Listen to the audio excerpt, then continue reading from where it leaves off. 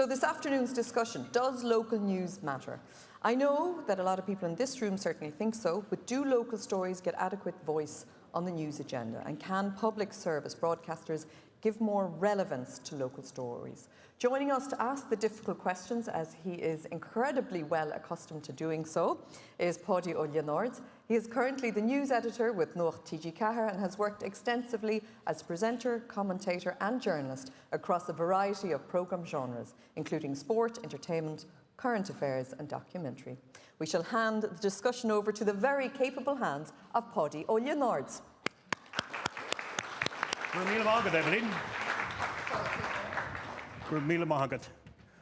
Thank you very much, Evelyn.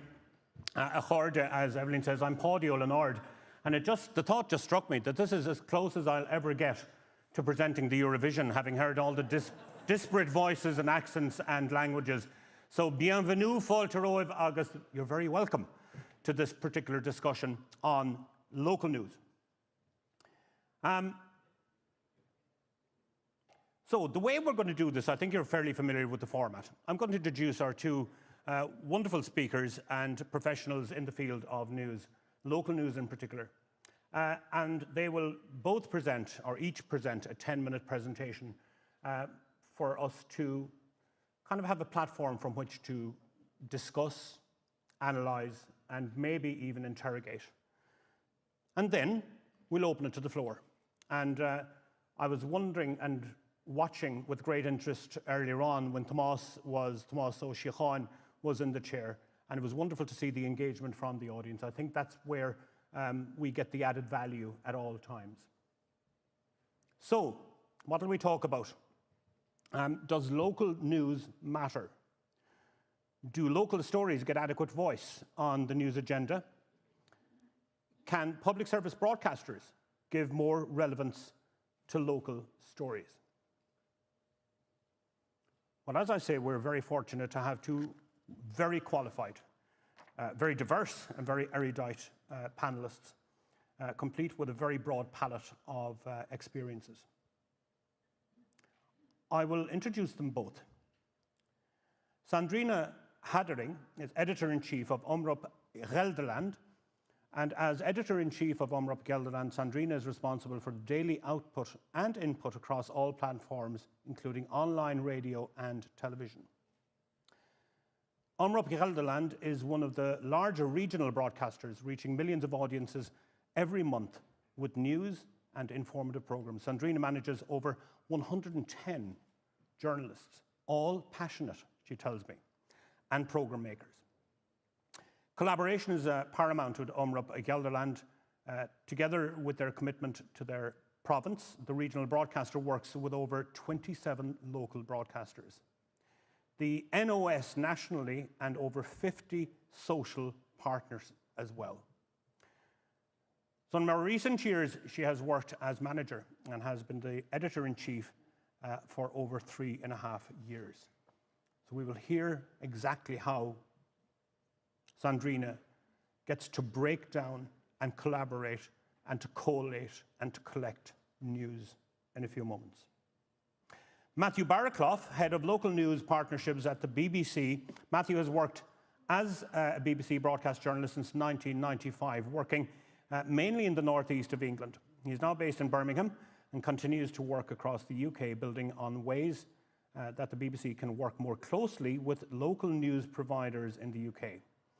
At the conference of CIRCOMRegional, Matthew will present a case study on the innovative partnership between the BBC, the News Media Association, NMA, and the wider local news industry. The Local News Partnership is an initiative which was established to increase the availability of quality journalism, particularly reporting on local democracy and civic life. The Local News Partnership was rolled out across the UK and has now been used as a template in territories such as New Zealand and Canada. Such has been its success. I would urge you, given that I haven't read out all of their biographies, to please do so in your own time. As Evelyn mentioned, I work as a news editor, and prior to that, nigh on 20 years in various aspects of broadcasting, all through the medium of Irish. So or Gaelic, perhaps some of you might understand it better as. We in Ireland, we think of ourselves as good communicators, good storytellers. And perhaps that's a post-colonial thing. It's an oral tradition thing. And in the Irish language, certainly, it's very located and it's very grounded when it comes to where we identify with. And predominantly, we're identified with the Western seaboard. A couple of outliers out there as well. I come from one of those outliers, like Ariel McMurrough, who was here earlier on. He's in the southeast of the country. We're in the northwest of County Cork. You would think perhaps that because our situation is domiciled in local rural areas that perhaps we identify only with local rural, and to a certain degree that would be an inconsistency. We tend to view and tell national, international stories through a local prism. And then we reverse it and we tell a lot of local stories with an international and a broad global view. And of course, the news agenda is constantly evolving, constantly in motion. There's a zeitgeist, never stands still. So we have to kind of be aware of that in our treatment of news. So we often have, let's say, for instance, global warming and climate change, where we look at very local stories that may have a small effect on our local patch from a global perspective. And again, obviously, negative news stories tend to command the news agenda, where we look at the war in Ukraine through sending a local recognized face to give our view on the story. And then we follow it locally when we have refugees coming from Ukraine, for instance, to see the war from their perspective. So I could go on, I won't. Without further ado, please welcome to the podium for his presentation, Matthew Barakloff. Thank you, Páidí. Thank you. Hello, and thank you very much, Páidí, for that generous introduction. It's wonderful to be here and be in a room with actual people after so long. I'm just going to spend the next 11 minutes explaining what it is that I do. And for context, I work for the part of the BBC that serves the nations and regions of the UK. Obviously, you know that the BBC is a global organisation, but we also provide a lot of content for the devolved nations of the UK and for the regions of England. I'm going to begin with a sort of question about why the BBC is partnering with other local news organisations.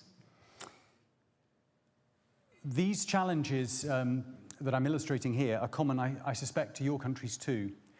On the left-hand side is a graph which is showing the amount of advertising spending in the UK, going back to 2011, going as far as 2020, and it's heading in one direction. And that is just a very stark picture. The amount of money going into regional and local news commercially has been descending at a very rapid rate. And on the other side of the screen is an article I took from one of our trade newspapers on the 28th of April. And it's about ad spend again. And it says, by 2023, it is predicted that ad spend will drop by a further £60 million to £450 million a year. So if that's right, in 12 years, we're looking at ad spend in the UK falling to a third of its level. So it's a really serious challenge in the UK because money pays for journalists and journalists create the news. And I think we should also remind ourselves why local news is important. I've been doing this job for a quarter of a century and I've always believed it was important. I thought it was a cornerstone of democracy, that people understood what was going on local to them. This is an extract from a report published in 2020 by the UK government, which demonstrated a link between the health of the local news sector and electoral behaviour. Basically, when a local newspaper circulation rose, electoral turnout rose. And when a new newspaper started in a community, it rose by a much larger factor. These numbers are quite small, but 1% or 1.27% of a very large area like Greater Manchester is a lot of people. So we kind of know this is what we're trying to protect, local journalism and its role in our society. The BBC is in a very privileged position. We're funded by a licence fee, and we have a charter that guarantees our independence for 10 or 11 years at a time. So the question is, if we believe that local news is important everywhere, not just the local news provided by the BBC itself, what can we do about it? So several years ago, we started talking to the News Media Association in the UK, which represents most of the regional and local newspapers. And the question was, how can the BBC be a better neighbour? We didn't want to be separate. We have a shared interest in local news and a healthy democracy. And so we spent a long time arguing about how we could be a better neighbour. And in the end, we came to a kind of conclusion after a lot of sort of sweat and racking of our brains. We were going to form a partnership with 3 aims. And I suppose I should say that these aims are all very well, but there is a constraint on the BBC. We couldn't spend public money in a way that changed normal commercial practices. We didn't want to distort the market. So we had to think really carefully about which were the areas that we were going to collaborate in and which were the areas we were just going to compete as normal. And there are, I'll get on to the exact kind of the details of what it is that we do in a second. This partnership now, which began in 2017, has grown. It's very large. There are 171 separate companies and more than 1,000 news brands are part of it in the UK.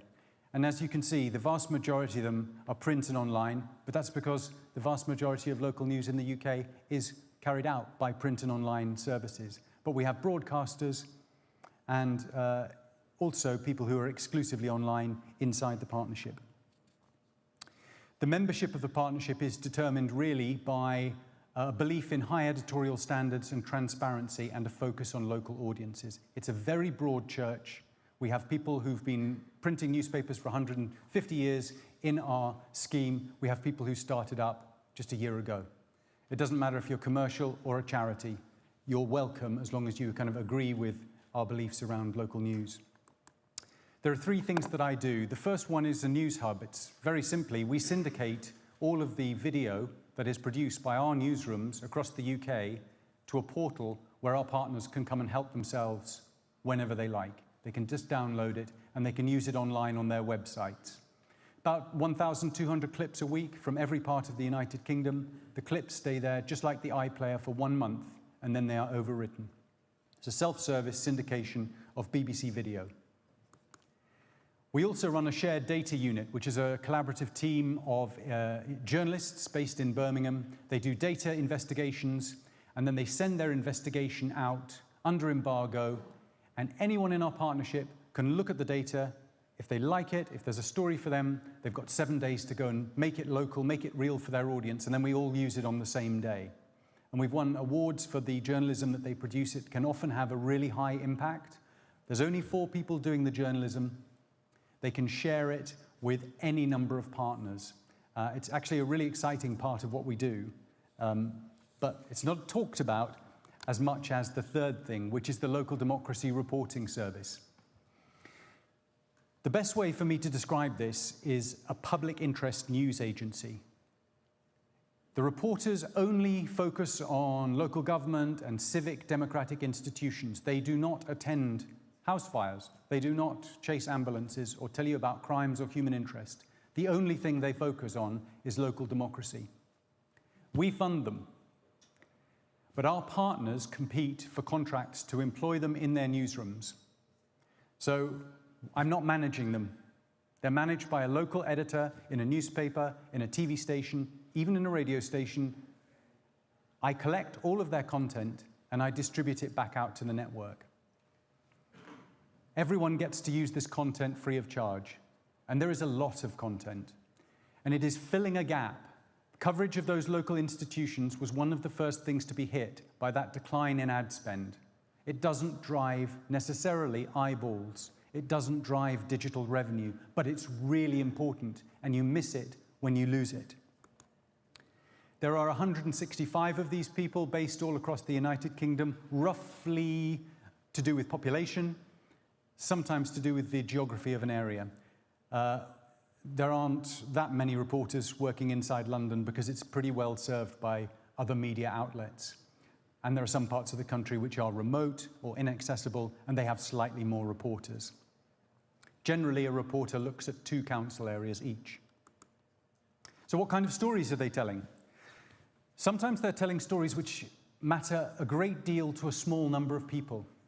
High impact, but maybe low reach. Sometimes we can pick up their stories, and I should say the BBC uses it as much as anybody else. On the left-hand side is a story about a COVID vaccination festival that a council put on to try to encourage people to get vaccinated. Nobody turned up. Each vaccination cost £535. It was a huge waste of public money. That kind of scrutiny is really important. The politicians are put in place by the public has a right to know what they're doing in your name. But no one, for years, has been reporting closely on what they were doing. That's changed now. We have reporters in many meetings, reading many documents, telling many stories. 1 million people looked at that story. It was a part of London, one of the biggest cities in the world. It really mattered. On the other hand, something interesting happens. Have you ever had the feeling that there's a local story that could be bigger if you knew that it was happening elsewhere at the same time? Well, with 165 people reporting on these councils, we see that happening. And this is an example of a story on the right-hand side where we saw that reporters were saying there are going to be people missing out on a government rebate. They're due £150 back to them, but if they don't pay automatically by a direct debit, they will not get it. And reporters all over the UK kept on reporting this. We could pull it together and make a nationally impactful story out of it, which was covered by TV and radio as well. And that was over 1 million people were reading that story. This gives you an idea about each week who's using the stories. Reach plc is a very big publisher. Over 1,000 stories were used in 1 week by that company that we have created. You can see us there. We use 327. You can also see a commercial radio company called Bauer Media, UK, is using a lot, and local TV is picking it up. So it's going right the way across the local news landscape. The question is, what sort of impact is this free public interest news having? On average, we're writing, those reporters are writing about 1,300 stories, sometimes more. What's important is that each of those stories is used on average 3 times, and it's 5 if you include social media. And let's not dismiss Facebook. A lot of people are getting their news from Facebook. So if there are 5 uses from those 1,300 stories, that's a lot of people are getting access to journalism that really wasn't there before we started this project with the local news sector. And we're estimating about 8 to 10 million people each week are getting, they're reading, they're seeing, or they're hearing a story that has been funded by this scheme. So I think it's a significant amount of impact, and it relies on public and private news organizations setting aside their differences and finding an area that we could work together in. It's not perfect, and it's definitely not a complete solution to the financial crisis facing local journalism, but it's definitely an illustration of what you can do when you decide that you're going to work together. Thank you very much for your attention.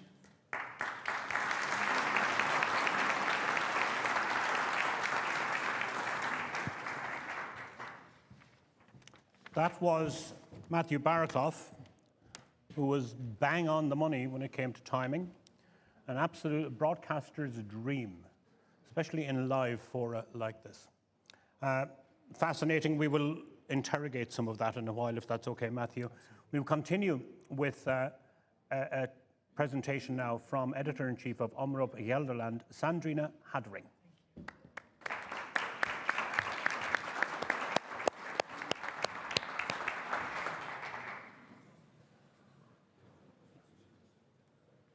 Yes, that's me. Well, I had a nice introduction from Páidí, so we can go on. But this is me, and this is our newsroom. We are the broadcaster of the region Gelderland, and together we go local. Oh, it goes by himself? That wasn't the deal. Stop, stop, stop. Okay. Okay, I want to tell you about 3 projects we are running, and I called it Local, Together We Go Local. And it's about the public cooperation, national, regional, and local. But it might be useful. Oh, this isn't going well. I'm looking at the technician. It goes by himself.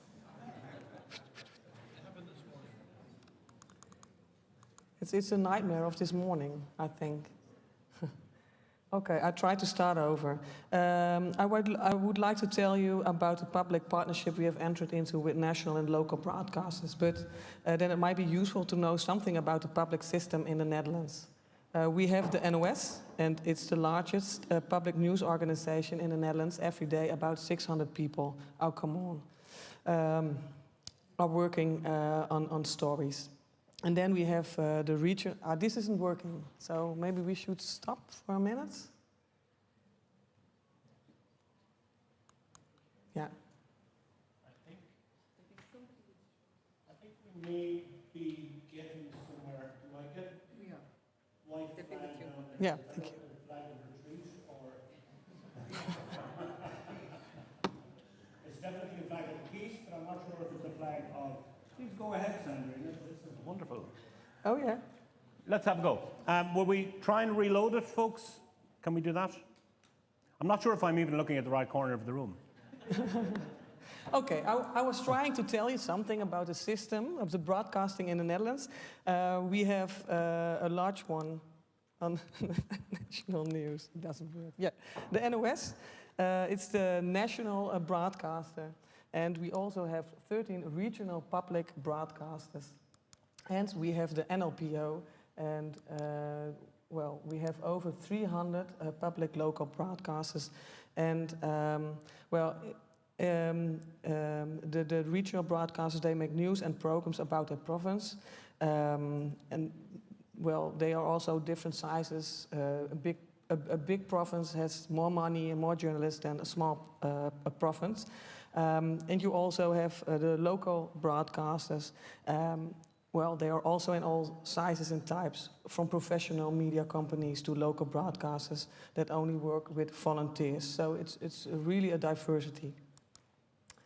Why go local? Why work together? Well, you know, there are city councils that haven't seen a journalist for ages. Politics, aldermen, mayors, they are not monitored. And there are no journalists to check their work. And there are city councils in the Netherlands that hire journalists themselves because they don't see anyone, so they hire themselves to inform the public. But, you know, there's no filter and there's no critical note, so maybe it's even propaganda. Well, is that a problem? It has consequences because social media is the only source of news for more and more people. And we don't know what people are concerned about. People feel unseen and unheard. So yeah, it has consequences. Groups arise, parties that disrupt society, perhaps even undermine democracy and free press. And this is not the Ukraine. This is a city in Brabant during riots in the corona time. And these are farmers, Defence Force farmers. They are radically opposed to the policies of the government and with more and less success. And you know this guy? It's Willem Engel, and when I translate his name in English, it's angel, but he's not an angel, I can tell you. He's a dance teacher, but now he's the leader of the anti-vaccine people, those who follow conspiracy theories, and yeah, well, he's a disruptor. And of course, you know them, we have the yellow vests. They are not really big in the Netherlands, but you know, it's a group of people who does not feel heard. You know this guy, yeah. This is Thierry Baudet. What is he? Yeah, what is he really? Well, he's the leader of the political party Forum of Democracy, and they mainly turn against the elite. So he's also against COVID vaccination, and Baudet now has his own YouTube channel, his news, his own news, and of course it's not checked by journalists. And I don't think I have to introduce this guy. This is Geert Wilders, and he says we don't have climate problems, we have an Islam problem. and he calls journalists scum in a tweet. So that did a lot in our country. We go on. Where the truth is buried by lies and the lies live on as truth. What's clear, and I mean this from the bottom of my heart, that you, the free press, matter more than you ever did in the last century. No, I really mean it. I've always believed that good journalism holds up a mirror to ourselves to reflect on the good, the bad, and the truth. Well, a nice speech of the American president, you know, and it is probably necessary, and the press is under pressure. The journalists are under pressure. There are protests against the big news stations in the Netherlands. And you see, NOS fake news, NOS, we are fed up with your lies. These are farmers in front of our building, and they did want us to stop an investigation of nitrogen. And this is not just a car accident. This is a car of a journalist with his girlfriend in it, and it was pushed by a farmer in a shovel into the ditch. Thank God they were okay. So this is what's going on in the Netherlands. And, you know, why do I tell this? Where do I quote this in a presentation about cooperation between public broadcasters? Well, because I think the press, we lost contact with our audience along the way, because we no longer know what's going on in their capillaries. Only through cooperation, I think, we can connect again. So in the Netherlands, we decided we wanted to go local again, and we have 3 pilots, national projects financed by the government. We work together in those projects with the NOS, RPO and NLPO, and we also have a white spot plan. But I want to start telling you something about the projects of individual broadcasters. They have set up projects to work with local partners, and well, this happens all over the Netherlands in different forms. Omroep Gelderland is one of the regionale broadcasters that has set up projects itself together with 27 local broadcasters. What did we do? We designed a local grid, and local broadcasters can use the editorial system and free website app. And it looks like this. So every local broadcaster has his own site, but you know, it's one grid. And they can put on their news, and well, we can use their news too. This is our website, and you can see news from our local partner on our website. We exchange agendas, articles, video. We work together in projects, so we do no longer double work. And we also hired these people, all journalists. Look at them, all over the province. And they work for both of us, for the local broadcaster, and they make also content for the regional broadcaster. And this is one of our, well, a good example of cooperation locally and regionally. During the local elections, we hired a big truck, and in every town, together with our local partners, we made debates with the local politicians. So we were everywhere in our province, and we facilitated the local broadcasters. Okay, then I want to tell you something about another big project, and this under supervision of the NOS. We have hired more than 60 journalists who work for a local broadcaster, and they are distributed across the country. So we put them in the north, in the south, in the east, and in the west. And they make content for the local broadcaster. And the regional broadcaster can process that so that's suitable for the regional platforms. And NOS can make it suitable for their national platform. And this is how uh, local news goes regionally or even nationally. And we have a budget of 4 million, and we work together with 44 local broadcasters and also the 13 regional broadcasters and of course the NOS, 63 reporters, and in 1 year we did 11,000 stories local, and from those stories over 3,000 went regional, and from those 3,000, 130 went national. So, well, we can do better. So we next year we want to make more, still more impact, but it's also a nice what we did till then. Dag, ik ben Teun van der Velde, journalist bij RTV Oost. Het afgelopen jaar heb ik gewerkt in het samenwerkingsproject tussen de lokale omroep 1 Twente, de regionale omroep RTV Oost en de landelijke omroep NOS. In mijn functie maakte ik reportages die voor alle 3 de omroepen bruikbaar waren. Een voorbeeld hiervan is de corona-uitbraak bij de Enschedese discotheek Esper Valley.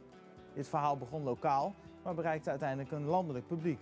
Het project is een goed voorbeeld van de samenwerking tussen alle 3 de omroepen en uiteindelijk ook goed voor de journalisten zelf, want je bereikt immers een groter publiek. Het verstevigt de lokale journalistiek. Well, this is the project. It's a bit similar, I think, as the BBC does. So we look, Claire, of your work. Thank you for that. We were inspired. We also have a white spot project. In places where there are no local broadcasters, we place journalists who report locally. So they make stories we never knew that they were there. So it's also a nice project. So we invest a lot in a lot of journalists. So why go local? I think we need to know what our audience thinks, feels, and experiences. It's our job to check the politicians locally too, not only in The Hague or in London, but also local. And it's our job to record the stories of the people. I give unsolicited advice. If you want to get into the capillaries, do it together. For your public, for the audience. Invest in journalists and not in institutions. No expensive studios or expensive cameras, but journalists who are in the field, wherever our audience is. We should be there. We work together, and that means that sometimes you do something for each other, and you don't try to be the boss. So we are with 3 partners, the NOS, the regional broadcasters and the local broadcasters, and all partners are equal and necessary and important. So by working together, you join forces and you spend tax money effectively. This is my...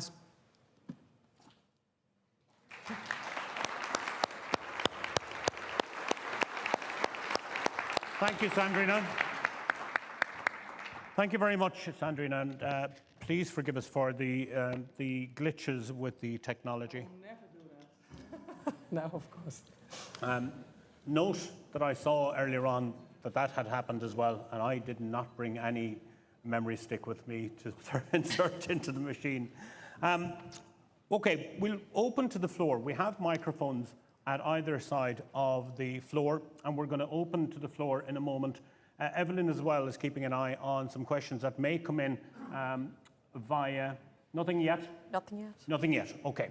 I think one of the main aspects, I think that there's a commonality here where we're looking at a huge appetite for local news. And that is something that, in spite of everything else that we're kind of bombarded with on an international basis, that the news agenda locally is quite a healthy hinterland for us to work in. Matthew? Completely. I think COVID has reminded us of the power of local news if we needed reminding. There are 2 things which sort of immediately come to mind, one of which was after 2 years or 18 months of lockdowns in the UK, nearly all online news providers who did local news reported record audiences. So the appetite to find out what was going on was absolutely enormous. And not only that, but it reminded us that actually in a digital world, it's not a zero-sum game. So if everybody's audience went up at the same time, where were those eyeballs coming from magically? So the growth of local didn't have to come at the expense of another product. That was really exciting. And the BBC's page, there was a page in the coronavirus coverage, and you put in your location, your address, and it tells you about the infections in your area. And it's the most viewed online news page the BBC has ever created. Hands down. And I don't have a number because they have to keep on resetting it. So I think that just tells us that local news that is close to the audience, that has an impact directly on their lives, is absolutely important to them. We have a future. People's attention and interest isn't the challenge. And there is an anomaly here, Sandrina, because in the previous talk, Creative Regions, Ariel McMurrough said that, okay, content and the generation of content is only going that way. How are we focusing on getting eyes on the prize on our local news? Because it's difficult. It's such a fractured we have society. We have to be there. I mean, for years we weren't there, so we were surprised that people felt unheard and put on a yellow vest or gave their vote to Geert Wilders or to Thierry Baudet. So we need to be there. So we have to listen and we have to feel and we have to make contact and be in connection with our audience. So the need to be the mediator, to be mediating the story, to be reporting accurately, fairly. Absolutely, to be there in the, with the local politicians, to tell the stories about what's going on, what's in the minds and the hearts of our audience. That's our reason of existence. The hearts and minds of our audience. How are your hearts and minds out there? Have we got any hands that would like to represent a question? Yes, we have. We have 2 takers. Excellent. The account is open. Both ladies from the same table, so I will allow you to fight over the mic. Okay. I was wondering... Can you introduce yourself and your organization? Yes, Thank you very much. My name is Ulla Olsson and I'm from SVT. I actually work for the national news, but with the regional and local. I wonder, when you in the Netherlands, when you suddenly become the news, when you are under attack, how do you report about that? Because then you are a subject, and we try to be, in the public service, we try to be neutral, and here it becomes very difficult, I would think. Well, that's a heavy question.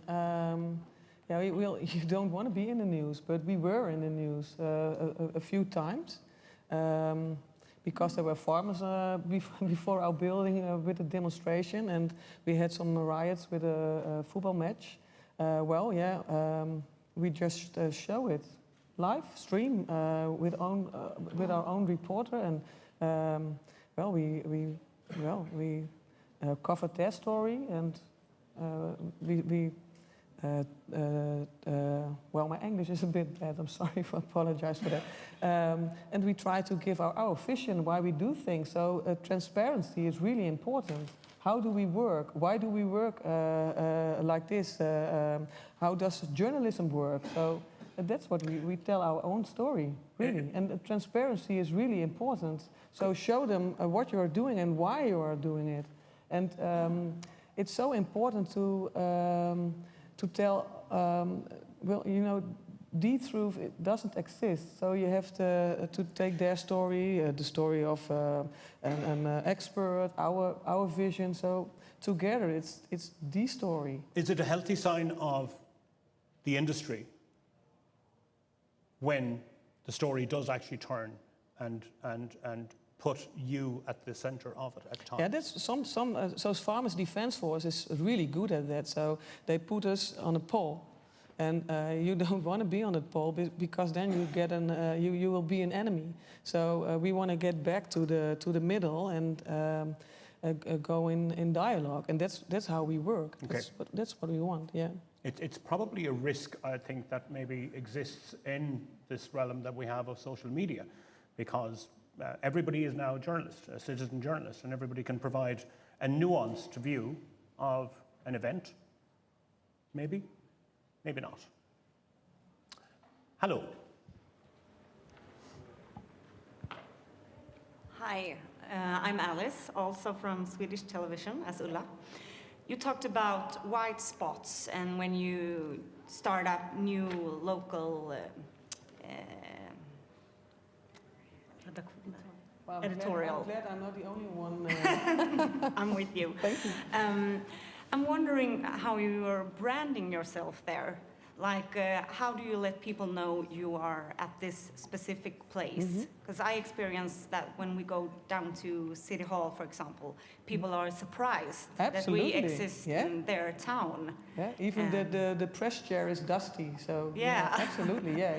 You just start. That's what we do. We just start. But And is then- it by going out there, or how do you reach them, like Yeah. online, for example? Yeah, well, sometimes even with a report on television. So we just start there. You know, it's the same like we did 20, 30 years ago. We were there at that time, and I don't know what happened during the time, but we left. Now we are back. So yeah, we just start. Yeah. We have a question online. We do. Evelyn. We have a few. First question is, by emphasising the local, are we in danger of missing out on a national focus? Okay. Sandrina. No, I don't think so. I think it's and. It's not local or national. It's both. So online you can do both, and people can even we call it personalization. So they can on the app or on the website they can adapt their own local news. So I don't think we lose the focus on national news. No, there's a lot of focus on national news now. Matthew. I think, I don't think it's a strict choice. My belief is that local news is the basis, the foundation of the whole news ecosystem. Yeah. And so there is no national news without local news first. So, and I think an example of the importance of local news is going to be the Brexit referendum in the UK. I don't think there was so many people, journalists, surprised by the result outside London, because there was a sort of, the national media thought they were reading the signs. And there is now a broad acceptance that there were lots of signs about how that vote was going to go, and people in local newsrooms were reporting that, and the national news wasn't effectively paying attention.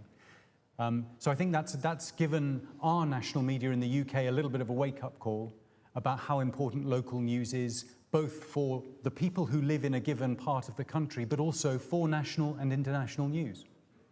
I think from our perspective as well, Evelyn, I think you'd agree that from TG Carr's perspective, the Sualella, and I was trying to explain Sualella earlier on, it is a two-word phrase that a former deputy GG, I think, of TG Carr, Páidí O'Kira, coined. Sualella literally means another eye, but it means so much more than that. It's more of another vision. It's an awareness, a cultural awareness of our heritage and of our history, and our shared history and linguistic history, perhaps.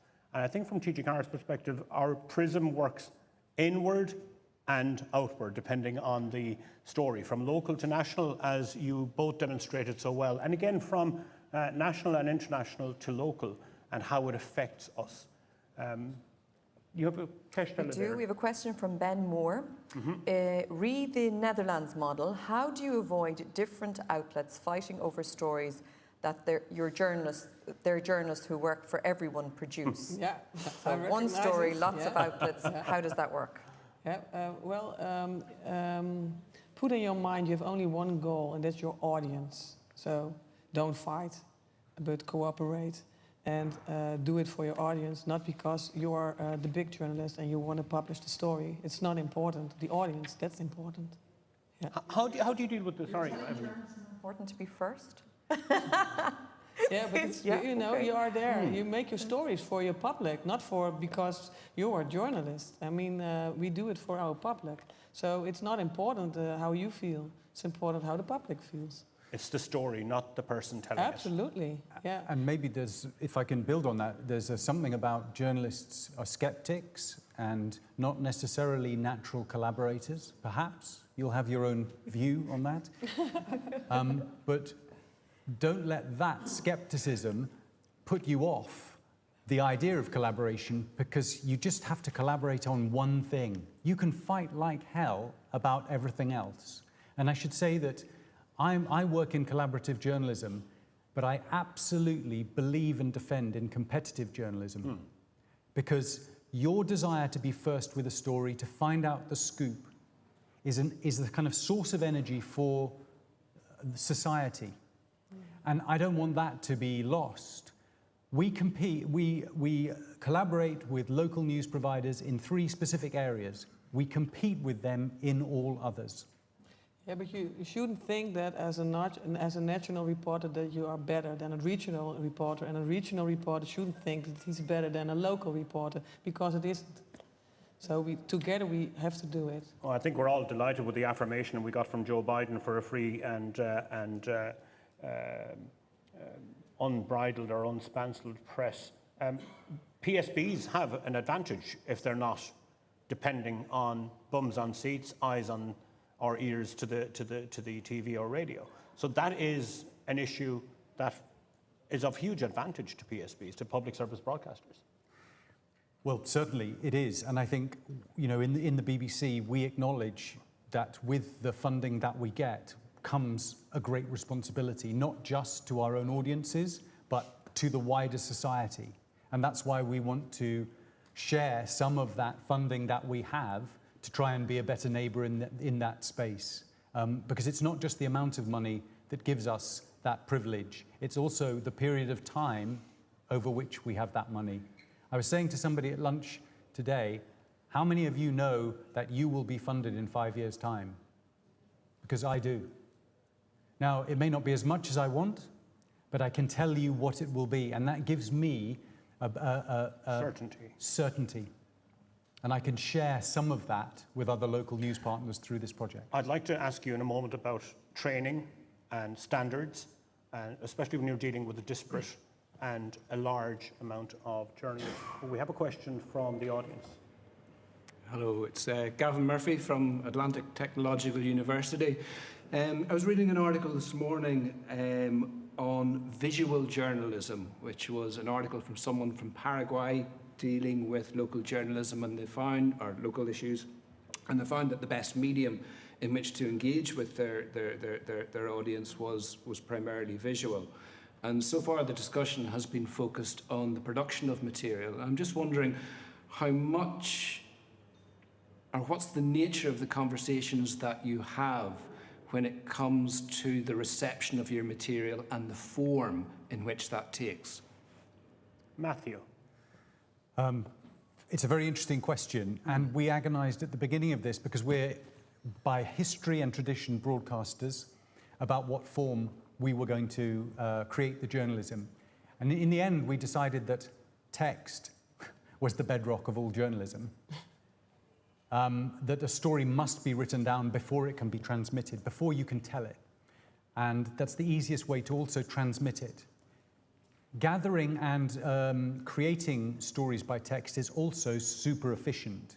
Broadcast takes longer, it's more technically involved. If our reporters had to do broadcast standard content, they would tell far fewer stories.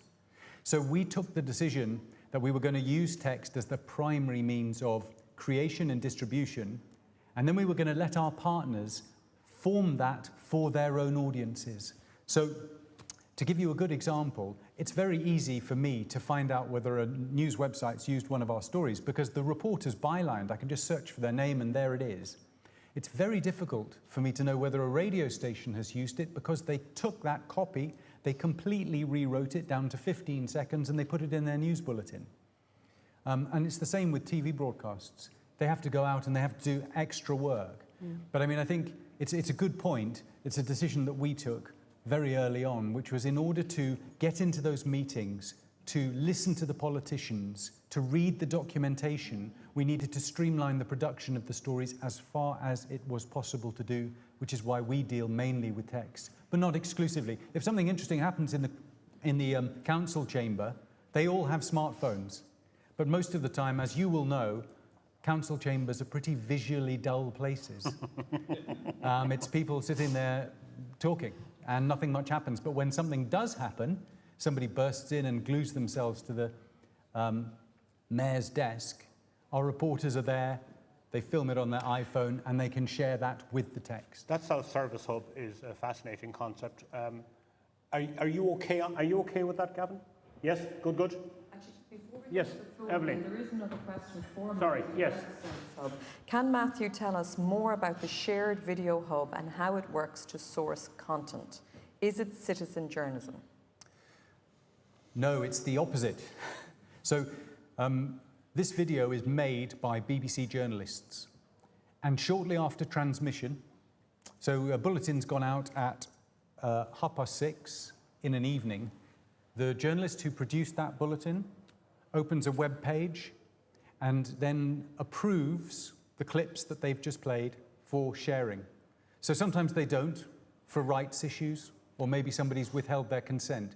The vast majority of it is shared. And then automatically, a system takes that video, changes the format so that it's not broadcast quality, but it's suitable for online. It puts the BBC blocks in the corner of it, and then it automatically adds all the captions because they're done live in a BBC News environment, so they're added. And then it goes into a portal, and then our news partners can just help themselves when they want. Excellent. So it's absolute, it's only BBC journalism that is being shared. Excellent. Hello there. Hi there, David from BBC London News. I'm just wondering how you see journalists working closer with local newspapers, because you're talking a lot about covering local news, and a lot of local newspapers have that kind of coverage, and I think sometimes there isn't the time or the resource to kind of pick up some of these stories. How can we work closer with some of these newspapers and make them feel like they're benefiting somehow from maybe finding a story and then us coming at a later point and speaking to them and picking up that story?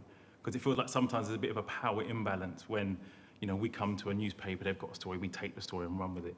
How can that collaboration work so it benefits a local newspaper so they feel like they're contributing? Can I say, just from our perspective, we depend on local newspapers quite a lot, and we use them quite a lot, but we will credit the journalist or the publication. And if the journalist in question might speak Irish, we might speak with him or her to give them ownership or to add to their ownership of the story. But yes, they're a wonderful resource. Sandrina, how does that resonate? No, I Not think, so much. No. Our enemy is DPG. Okay. And they invest millions in. Big word, enemy. Yeah. Well, that's how we feel it now. We are really competitive, but they don't want to cooperate with us. Okay. So we want to put our doors open, but they don't want to cooperate with us. Okay, so it's a silo situation. Okay. Yeah, the door's closed. Matthew. Yeah, I mean, it's a great point, and respect for doing local news in one of the world's biggest cities. It's a tough job. I think it's actually less about systems and complicated projects like mine and more actually about you as a human being and them as a human being. I think the best collaborations, particularly the ones that are tactical, come about because two journalists realize they have a common interest. They have something that you want, you have something that they want. And I think we don't do that enough. We do not talk to journalists of different stripes enough. And I think that's a weakness for us all. And it allows the media to be, if you like, picked off.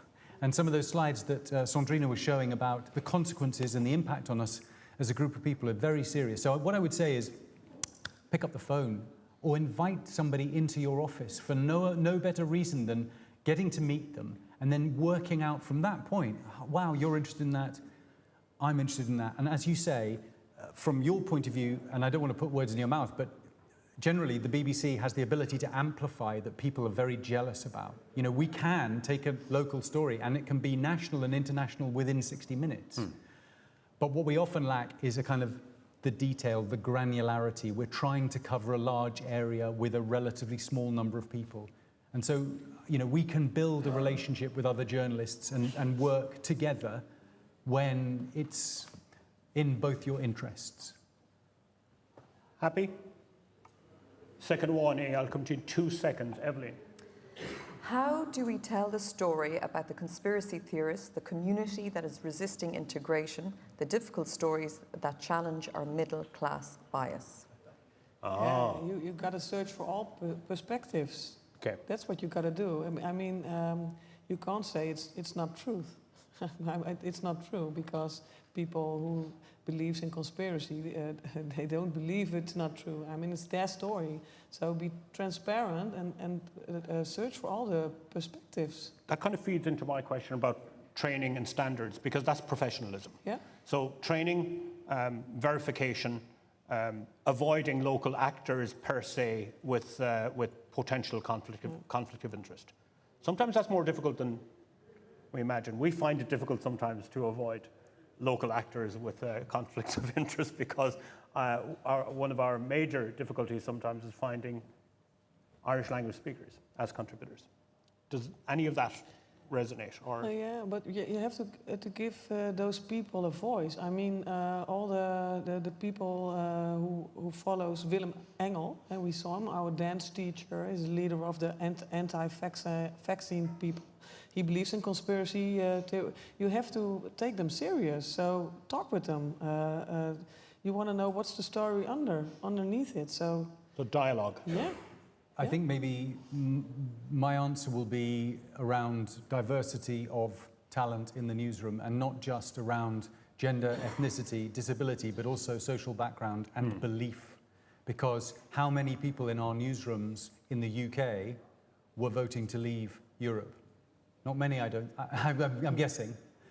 So we can be blindsided on stories because we don't have a team that reflects the people we serve well enough. And it's just on us to work harder to make sure that the team is representative of the audience. It's a great privilege to be a journalist, particularly if you're funded by public money, and that has to extend to how you configure the team to tell the stories.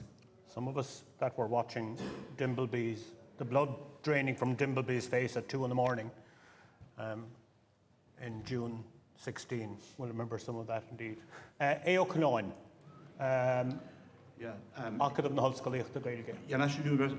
National University of Ireland, Galway, but I suppose I'm speaking from a period I spent as news editor in RT Radio na Gaeltachta, the Irish-speaking news or radio service.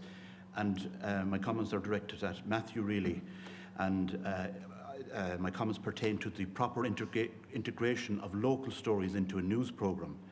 And I suppose news must be story-driven, but for example, at Radio na Gaeltachta, it was based on a quota system where each region gets X number of minutes for each programme, and sometimes the stories are quite thin from particular regions on a particular day. And I'd be interested in hearing your thoughts about story-driven news rather than, due time given to each region. Well, I think it's fair to say that the BBC's model at the moment is story-driven, and BBC News nationally will not pick up a story because it feels obliged to represent one corner of the country that day. I think they give mind to the balance of stories that they're representing, but that is a different thing to saying, actually, I need to find 3 stories from Northumberland or I'll get told off. And I think out of respect for the audience, we should select stories that we're going to elevate nationally on the basis of their merits. And then every so often turn around and look back and say, is my judgment actually fairly representing the UK? So that kind of stop and consider is probably the right way of doing it, rather than saying to editors, you must fill quotas to represent the UK. Because I think that would be a little bit back to front, and I think in the moment, some bad decisions would be made on that basis. That's my own feeling.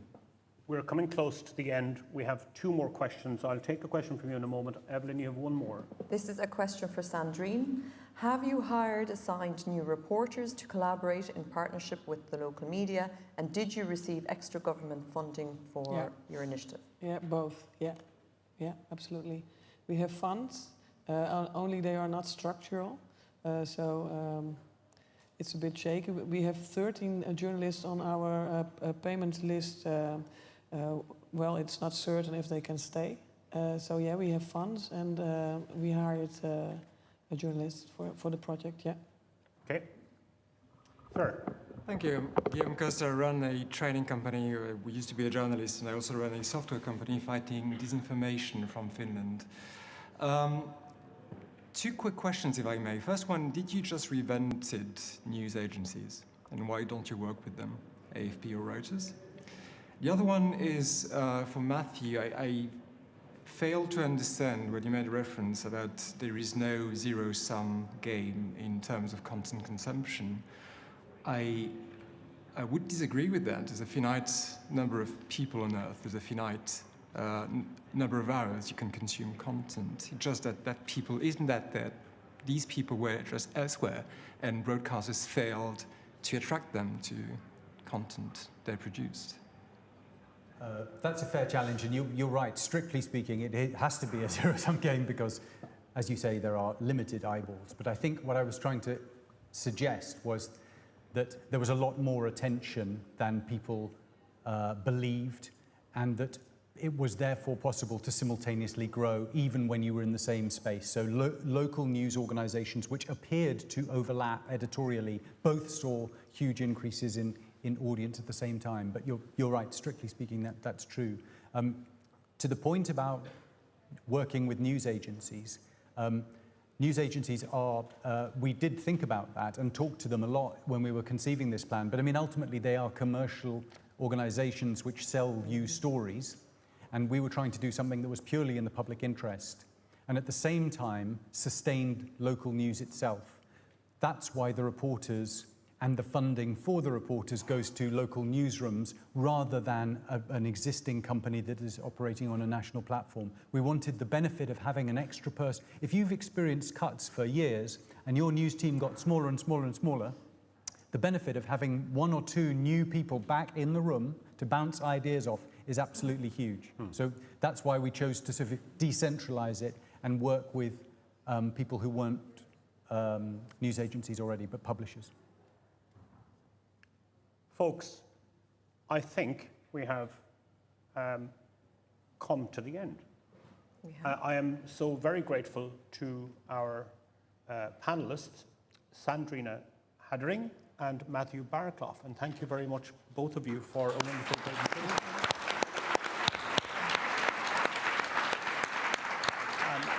Also very grateful to our audience, online and you particularly here. You add greatly to the discussion. And again, it is a discussion. These discussions can go on and they will continue, and perhaps we will continue this discussion by way of considering why we do go local and why we do concentrate on our neighbours. It's curiosity. It's what's going on next door. There's an element of that there, of course, but yes, local news is the lifeblood of what we do in this particular part of the industry. Grimila Mahagav, CIRCOM, and enjoy the rest of your day, the rest of the events, and I hope that you get some time to enjoy the various wonderful offerings that Galway City has to offer you later on in the evening. Grimila Mahagav. Grimila Mahagav.